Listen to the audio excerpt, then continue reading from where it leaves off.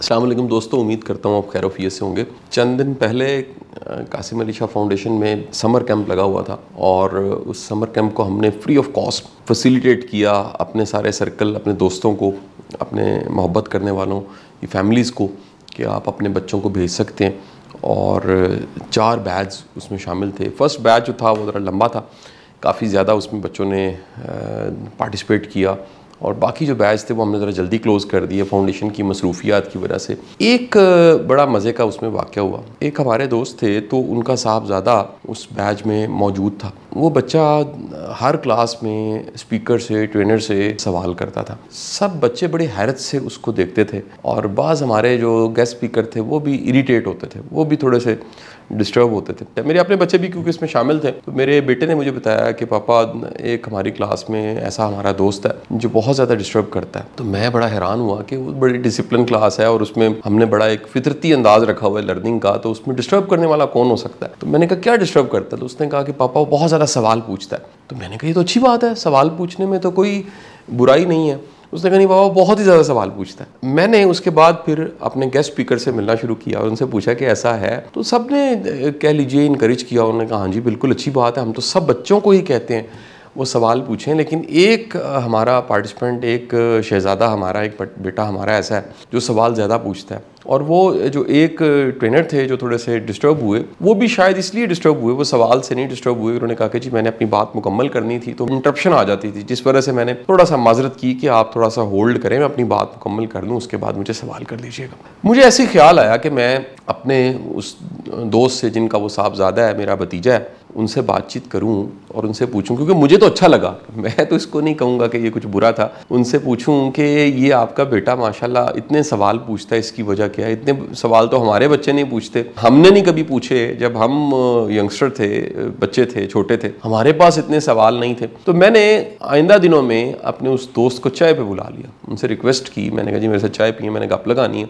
और गपशप में मैंने उनसे पूछा कि आपका साहबज़ादा जो है, बेटा है, मुझे बड़ा अच्छा लगा जी, बड़ा एक कॉन्फिडेंट बच्चा है, सवाल बड़े पूछता है। तो उन्होंने मुझे जो जवाब दिया मैं वो आपके साथ शेयर करने जा रहा हूँ। मैं सुन के हैरान हो गया और मेरा दिल किया कि आदत क्यों ना हम भी अपनाएं और अपने घरों में भी इसको कहीं ना कहीं प्रैक्टिस करें। हम लोगों में से कईयों ने देर कर दी इस आदत को अपनाने में। तो उन्होंने कहा कि मैंने अपने बच्चों को आदत डाली है कि दिन के 3 सवाल तुम मुझसे पूछ सकते हो। अब होता ही है कि वो 3 सवाल एक तो बच्चों को ढूंढने पड़ते हैं, बच्चे तलाश करते हैं, और जब बच्चे तलाश करते हैं उन्हें तैयार रहना पड़ता है। शाम को जब पापा ने आना है, फादर ने आना है, घर के सरबराह ने आना है, तो 3 सवाल रेडी होंगे तो पूछे जाएंगे। अब वो 3 सवालों के लिए क्या करते हैं, सोचते हैं, गौर-ओ-खोज करते हैं और अपने अंदर वो तलाश पैदा करते हैं, अपने अंदर वो एक चाहत पैदा करते हैं जानने की, जिसको तजस्सुस कहते हैं। तो वो बच्चे सवाल जब आगे रखते हैं फादर के, खाने के बाद, कंफर्टेबल होने के बाद, एक तो बच्चों का पेरेंट्स के साथ रिलेशन ये इस्टेब्लिश होता है।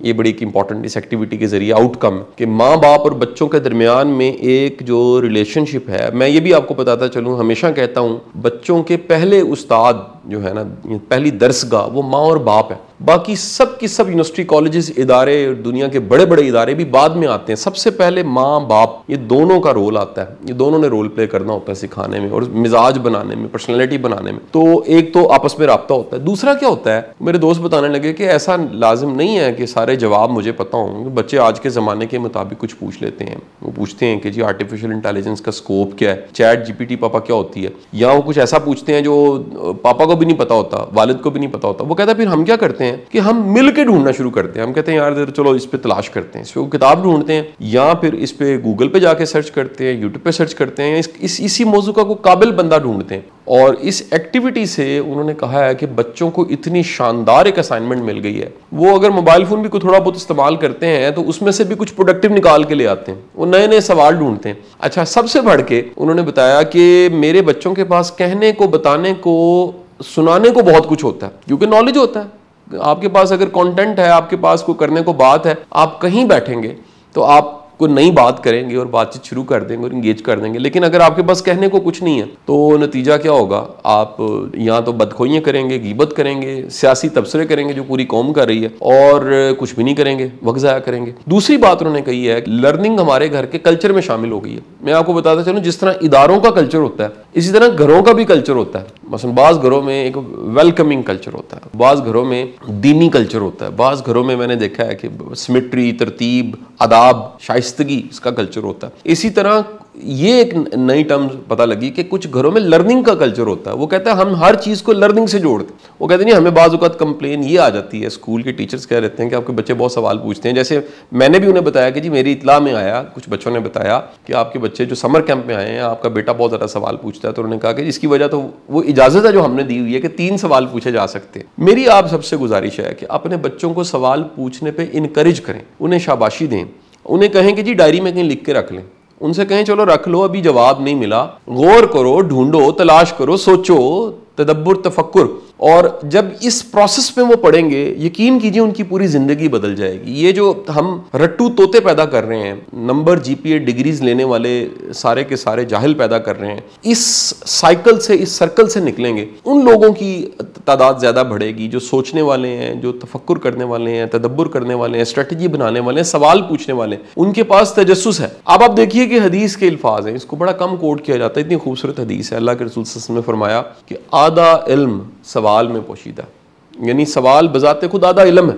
जब आपके पास सवाल होता है तो आप दरअसल आधा इल्म हासिल कर चुके होते हैं। उस तलाश की वजह से, तलब की वजह से आपके पास आधा इल्म आ जाता है, क्योंकि तलब का नाम ही इल्म है। अगर तलब नहीं है आप में तो फिर वो इंफॉर्मेशन आपकी किसी काम की नहीं है। तो मेरी आपसे गुजारिश है, ये एक अच्छी आदत मुझे एक दोस्त की लगी, उनके घर में सवाल पूछने का कल्चर, इस तरह उन्होंने उसको प्रैक्टिस किया। मैं भी इस पर कोशिश कर रहा हूँ। अच्छा लगता है कि हमारे बच्चे हमसे आगे हों। हर माँ बाप की ये ख्वाहिश होती है कि उनके बच्चे उनसे आगे निकल जाएं, माँ बाप की कामयाबियों से ज़्यादा कामयाबियाँ बच्चों को मिलें। और मैं आप सबसे गुजारिश करूँ कि हमने जिन्होंने स्ट्रगल करके थोड़ा सा कोई मकाम अचीव कर लिया है, कुछ बेहतर हालत में, हमारे बच्चे हमारी हालत से बेहतर हालत में, ये बात तो हम मुत्तफिक। ये प्लेटफॉर्म अगर कह लें, हमने जो प्लेटफॉर्म दिया, इस प्लेटफॉर्म से बच्चों को आगे जाना चाहिए, यही लाइफ है। तो मेरी दुआ है अल्लाह ताला आपके बच्चों को आपसे ज़्यादा कामयाबियाँ अता फरमाए। बहुत शुक्रिया।